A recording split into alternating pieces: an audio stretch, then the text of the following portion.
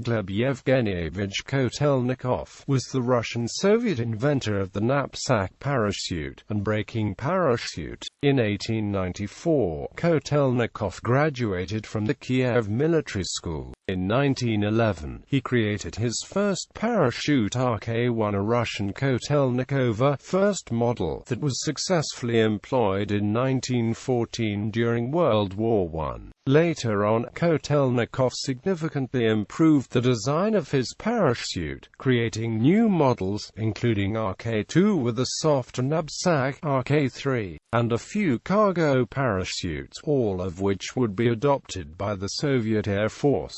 Having witnessed the death of a talented Russian pilot Lev Matsevich and been shocked by it, he became obsessed with the idea of constructing a parachute, to which he devoted several years of his life as well as all his personal savings. In 1911 he applied for a patent to the Committee on Inventions in France and was granted the patent under the number 438,612, in which he summarized the function of his parachute. The working principle of the apparatus is as follows. In case of an emergency, a pilot wearing it on his back could throw himself out of an aircraft, opening a knapsack by pulling a cord attached to its lock.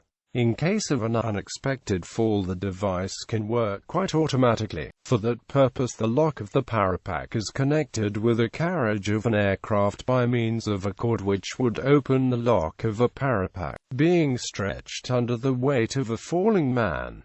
At first Kotelnikov called his invention a safety apparatus, a knapsack parachute, and later on it got the name of RK-1. In 1912, on a road near Zarskoye Selo, Kotelnikov successfully demonstrated the braking effects of the parachute by accelerating a Russo-built automobile to the top speed, and then opening a parachute attached to the back seat, thus inventing the drag parachute. In aviation, however, drag chutes were used for the first time only in 1937 by the Soviet airplanes in the Arctic that were providing support for the famous polar expeditions of the era, such as the first manned drifting ice station North Pole 1, launched the same year. The drag chute allowed to land safely on the ice floes of smaller size. Kotelnikov continued to be an important figure in the development